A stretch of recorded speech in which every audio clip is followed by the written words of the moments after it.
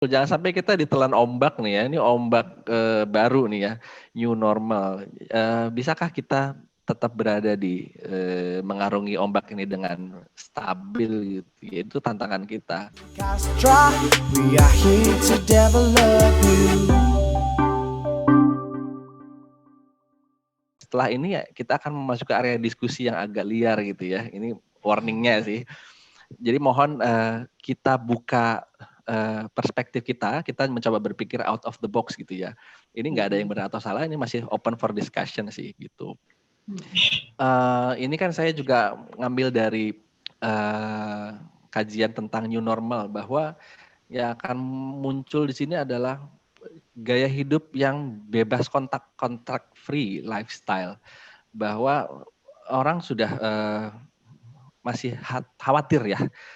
Kalau saya ketemu orang lain gimana ya, nanti saya bakal tertular atau enggak. Karena kan katanya kita sekarang harus hidup berdamai dengan corona gitu ya. Nah ini salah satu contohnya, kalau misalkan mau contact free lifestyle ke depan bisa jadi akan ada fitur atau fasilitas atau wahana gitu ya, bilik assessment. Oh oke, jadi kayak bilik disinfektan tapi isinya orang lagi dites. Yes gitu. Jadi pengawasannya bisa dilakukan melalui kamera atau mau yang lebih murah bikin one way mirror. Jadi si testernya dari ruangan sebelah bisa lihat para kandidat sedang mengerjakan. Tapi ini memang hanya untuk memberikan rasa aman sih sebenarnya kalau ingin mencoba gaya contact free lifestyle ini gitu. Itu baru satu ya. Nah, tapi yang kedua juga terkait new normal ini, bahwa working with big data dan algoritmik, tadi Mbak Gita udah sempat bilang, ini kecenderungan ini sudah muncul sebelum ada pandemi bahkan ya, udah banyak. Pergeseran sumber informasi profil seseorang dengan melihat data medsosnya, dia historinya selama ini ngomongnya apa aja sih gitu ya. Tapi ini juga ada catatan dari Bu Menu bahwa kalau kita mau melihat history data ini juga perlu ketajaman dalam menginterpretasikan ya Bu Menu ya. Iya, betul. Betul, jadi nggak sembarangan kita, kalau dia medsosnya selama ini uploadnya TikTok doang berarti dia orangnya alay. Ya nggak gitu juga kan gitu ya.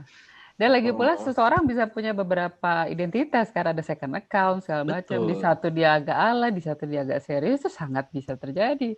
Betul. Hari ini aja kita bisa Zoom dengan berbagai nama, boleh juga itu. Boleh juga. Kan tergantung kita ingin nampilin topeng yang mana kan gitu. Ada kebutuhan nanti untuk sebagai profesi dia, kalau memang profesinya sebagai aktor yang memang harus tampil konyol, ya mau gimana gitu kan. Kita kan nggak bisa bilang bahwa dia mah konyol, udah jangan terima kerja deh gitu kan, gitu nggak bisa.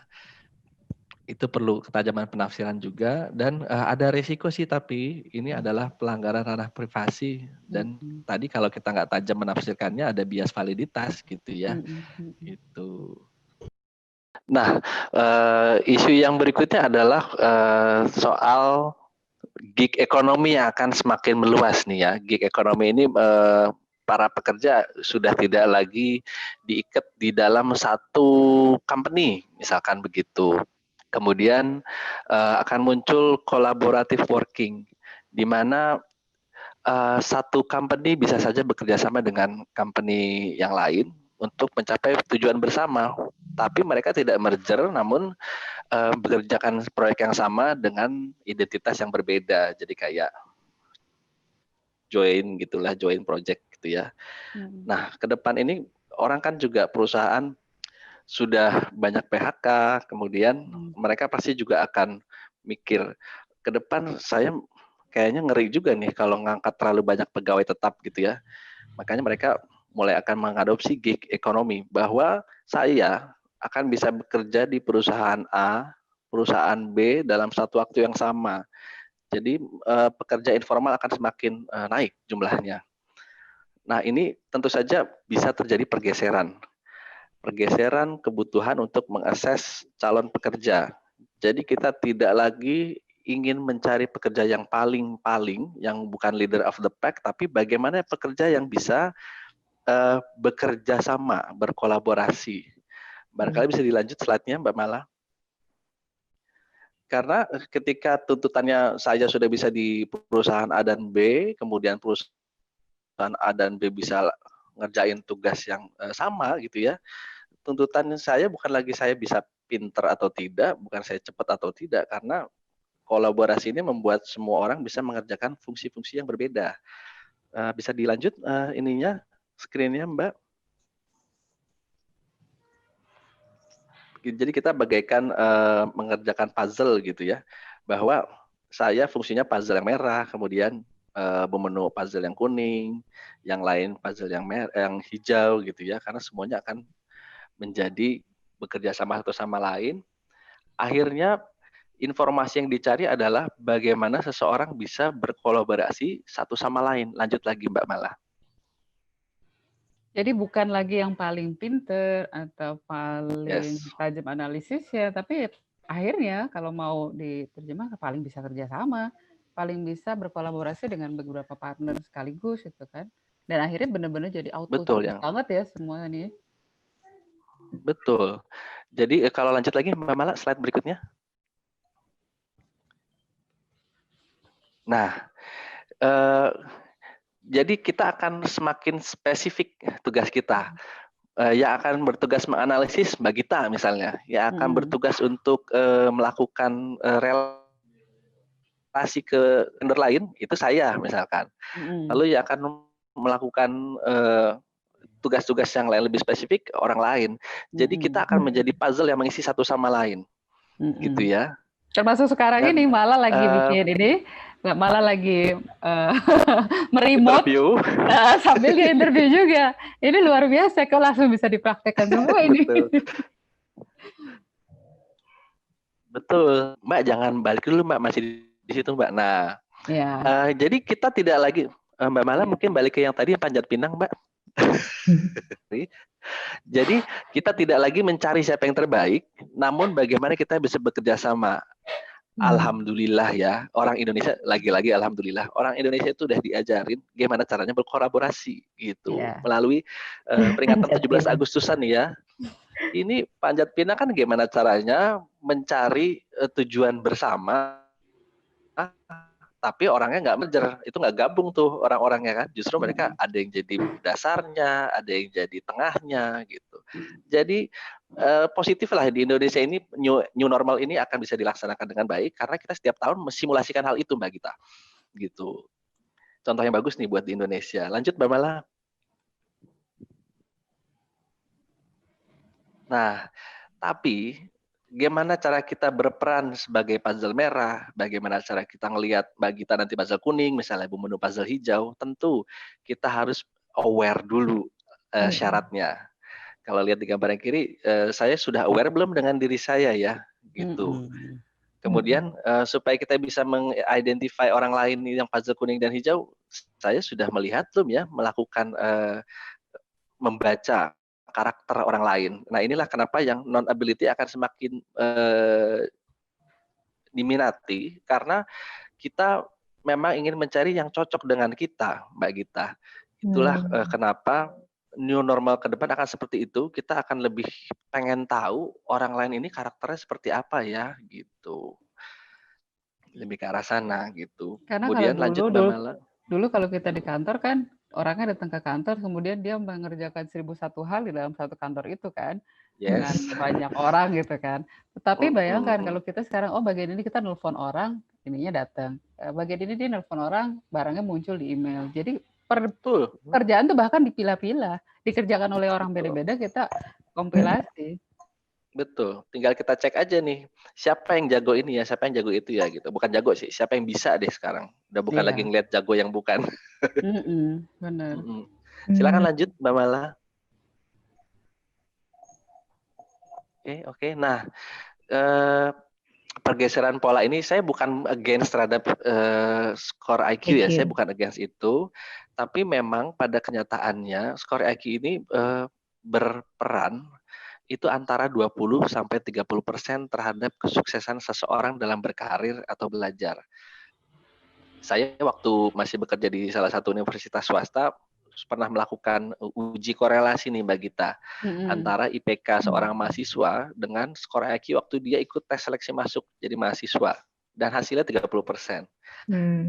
Skor IQ itu berkorelasi dengan kesuksesan dia dalam meraih prestasi akademik. Kemudian dalam berkarir juga sudah Tapi banyak ada kan.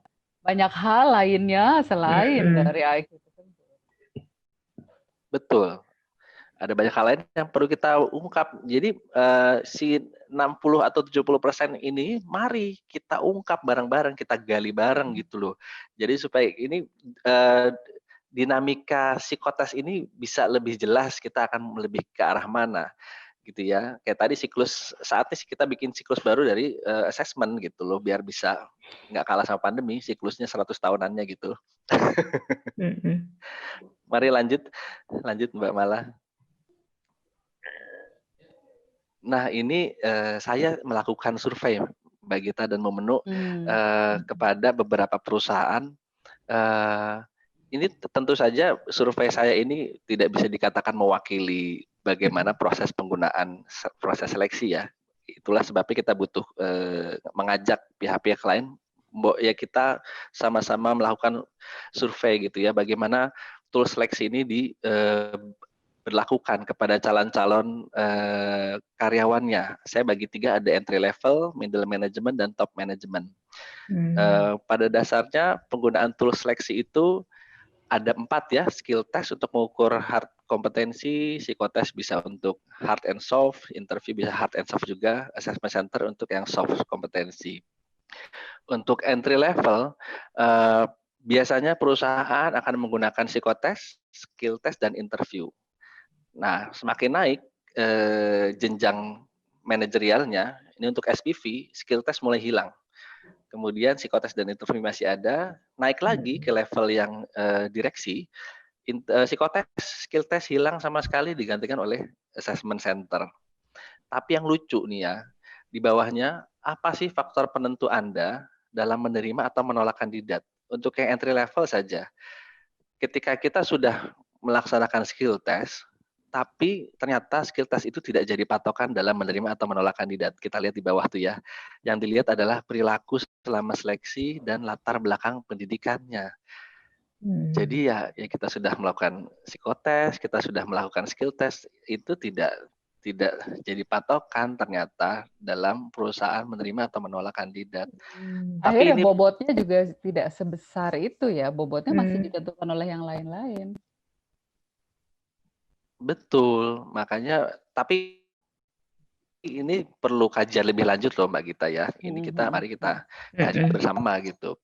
Tapi kecenderungan yang selama ini memang begitu. Psikotes interview yang dilihat adalah ini orang selama seleksi perilakunya seperti apa ya gitu. Kan agak berbeda gitu ya. Apakah jangan-jangan kita selama ini ya udah kita ikutin kaidah psikotes dan rekrutmen yang sudah ada aja gitu ya. Kan jadinya juga tidak tepat. Kemudian untuk yang level middle management, skill testnya tidak ada, tapi juga ingin mengukur hard kompetensinya gitu kan. Itu mungkin bisa dilihat dari psikotes dan interview gitu ya. Dan ini saatnya kita mengevaluasi proses pola asesmen psikologis yang biasa kita lakukan supaya mumpung momentumnya tepat ini sedang masa pandemi gitu Mbak Gita. Betul. Barangkali bisa lanjut Mbak Mala? Lanjut lagi. Ya. Nah ini contoh aja nih, misalkan kelewat Mbak. Ya. Nah kan kita tahu ya, misalkan kita yang biasa pakai IST itu udah 90 menit sendiri tapi ternyata korelasinya hanya 30% gitu. Apa sayang nggak sih gitu, waktu yang dipakai sudah sangat banyak, sementara di perusahaan saya mau yang cepat, saya mau yang di situ gitu loh. Ini sudah waktunya ya kita kalau mau mencoba sesuatu yang baik gitu ya, kita bisa bahas di komunitas yang akan kita bentuk ini gitu loh Mbak Gita gitu. Jadi alat-alat yang juga sudah dilacak penemunya siapa itu juga nggak ketahuan, dikerjakan juga sudah istilahnya menggunakan resource banyak, hasilnya juga korelasinya 20-30. Sisanya ditentukanlah hal-hal yang kita belum pernah tahu memetakannya. dan sebegitu banyak dari kita yang istilahnya mencari nafkahnya seperti ini gitu kan. Mungkin memang harus revolusi bareng-bareng untuk kita masih ada 70% area yang belum pernah kita kaji selami bareng-bareng nih gitu kan. Betul. Gitu. Kalau dari saya sih begitu. Tinggal lihat bagaimana definisi new normal menurut Anda nih. Silakan. Open for discussion.